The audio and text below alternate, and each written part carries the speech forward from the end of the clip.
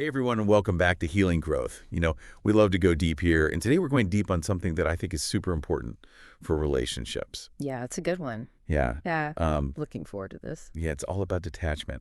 I feel like detachment kind of gets a bad rap Yeah. because people think it means like not caring Yeah, or pushing people away exactly or being cold. Yeah. cold and heartless and like Unfeeling. unfeeling and like you just, you know, Aloof. aloof. Yes. Yeah. But I think it's totally not that. And with us, as always, is Mika. Hey, everybody. Mika loves to dive deep into these relationship topics.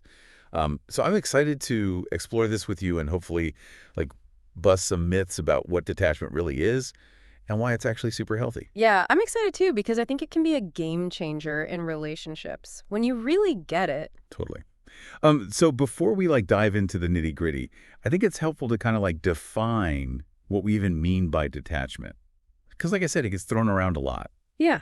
and it can be easily confused with other things. Yeah, definitely. I mean, I think the first thing to kind of untangle is the difference between love and attachment because those two can get really intertwined. Yeah, totally. Like they're like two Yeah. sides of the same coin sometimes. Mm-hmm.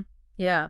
And I think a lot of times we think they're synonymous, but they're not really. I mean, love at its core is about choosing someone, seeing them for who they are, wanting the best for them, accepting them, all that good stuff. Yeah. And it's also about allowing them to be themselves Right. without trying to change them or control them. Yeah, yeah. But attachment, on the other hand, Yeah. that's more about needing someone, like needing them to fulfill a certain role, Right. or needing them to validate us or to make us feel whole or complete, to meet our needs. Totally, yeah.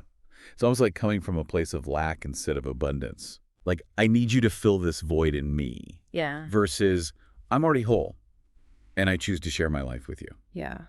It's a subtle but really important distinction, I think. Absolutely. So, like, we think about it in terms of relationships. How does that play out? Like, how do we see the difference between love and attachment in a relationship? Yeah. Well, I think one way to kind of notice it is to pay attention to how you feel when you're with your partner and how you react when things don't go your way. Okay. Like if you're coming from a place of love, there's this sense of ease and freedom. You Right. know, like you're happy to be together, but you're also okay if you need some space or if your partner needs to do their own thing. Right. You trust them, you respect them, you support their growth, even if it means, them growing in a different direction than you. Right. But if you're coming from a place of attachment, then there's often this underlying anxiety, like this fear of losing them, this need to control them or to keep them close. And that can manifest in all sorts of ways, like jealousy, possessiveness, codependency, needing. Right. All those like unhealthy patterns that we see pop up in relationships. Exactly. Okay, so it sounds like attachment can really wreak havoc on a relationship. Yeah. So how do we start to detach? Like, how do we move from that place of need to a place of choice? Because it's like, I get it, in theory, Yeah. but in practice, it can feel really tough. Yeah. No, it's definitely a process. And I think the first step is to really understand why we cling so tightly in the first place. Like, where is that coming from? Yeah. And a lot of times it goes back to our childhood. Like, the way we were raised and the type of attachment we had with our caregivers can really influence how we relate to others as adults. Yeah.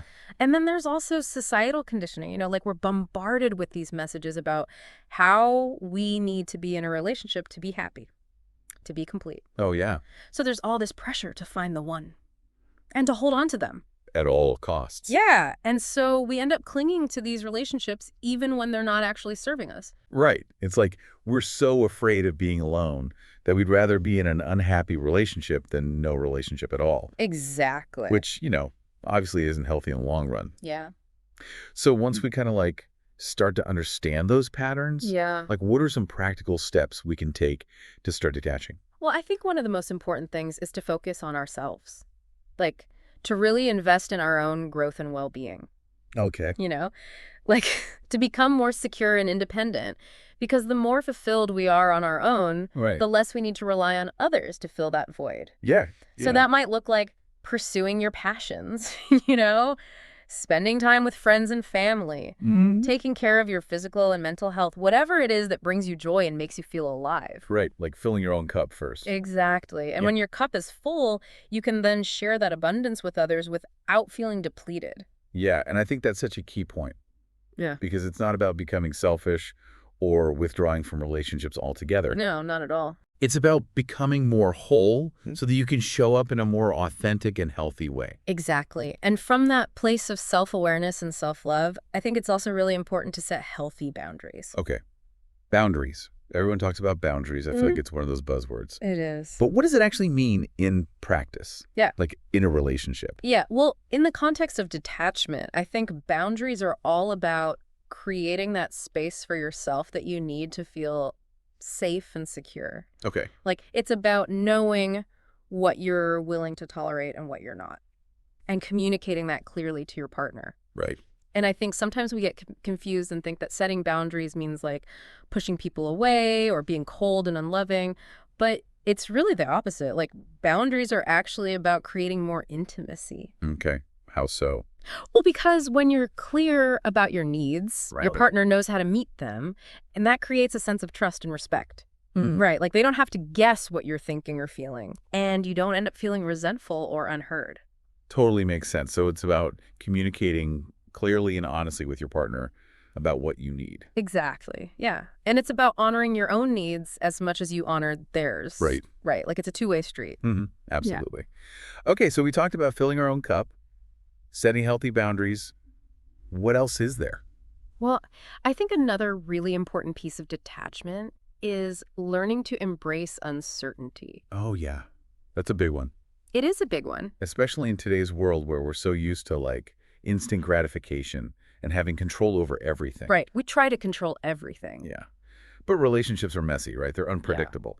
And trying to control every outcome just leads to frustration. Exactly. And I think that's where a lot of the anxiety and fear comes from in relationships, is when we're trying to hold on to things too tightly. Right. Like trying to force things to go a certain way. Yeah. So learning to surrender to the unknown. Oh, surrender. That's another buzzword. But what does that actually look like? Yeah. Like, how do you surrender to the unknown in a relationship? I think it starts with accepting that you can't control other people Right. or their choices or their feelings. Right. I mean, you can try. You can try, but it's going to backfire. It will. Yeah. Yeah. Yeah. And it's going to create a lot of tension. So surrendering is really about letting go of that need to control. Right. Letting go of expectations. Exactly. And trusting that things will unfold as they're meant to. Yeah. Easier said than done, right? Yeah. But I think it's a practice. It is a practice. Yeah. It's like every day you have to remind yourself to let go a little bit. Yeah. Yeah. And be present with what is right now without trying to force it to be something else. Yeah. And I feel like this whole idea of uncertainty ties into another important aspect of detachment, Right. which is compassion. Yeah. Because when we're attached, we tend to judge ourselves and others harshly. Right. Like we get caught up in this right and wrong, good and bad thinking. Yeah. Yeah. Black and white thinking. Exactly. Yeah. But compassion allows us to see things from a more nuanced perspective. Yeah. It allows us to hold space for our own imperfections. Yeah. As well as the imperfections of others Right, without and judgment. So it's like detaching with compassion means loving someone without needing them to be perfect. Exactly. It's about seeing their flaws, Yeah. accepting them, and loving them anyway. And I think that's so powerful because ultimately, none of us are perfect. No. We're all just doing the best we can with what we've got. Yeah. Yeah. We're all works in progress. Totally. And when we can approach relationships from that place of compassion, Yeah. it creates so much more space for growth and connection. Yeah. Absolutely. Awesome. Because this has been so insightful. I feel like we've covered so much ground today. Is there anything else you'd like to add? Like any final thoughts for our listeners? Yeah. I think the main takeaway I hope people get from this is that detachment isn't about loving less. Right. It's about loving better. It's about creating healthier, more fulfilling relationships based on freedom and mutual respect. Love that. Yeah. And I think the more we can practice these principles in our own lives, the more we can create that ripple effect out into the world. So true. So true. Well, I don't know about you guys, but I'm feeling inspired to like go out there and practice some detachment in my own life. And I hope you are too. Yeah. So as always, we love hearing from you guys. So let us know in the comments what you thought of this deep dive. Have you ever struggled with attachment in your own relationships? What are some of the ways you've learned to detach with compassion? We'd love to hear your stories and your insights. Yeah, let's keep the conversation going. Let's keep the conversation going. Yeah. All right. Till next time. Take care, everybody. Bye. Bye.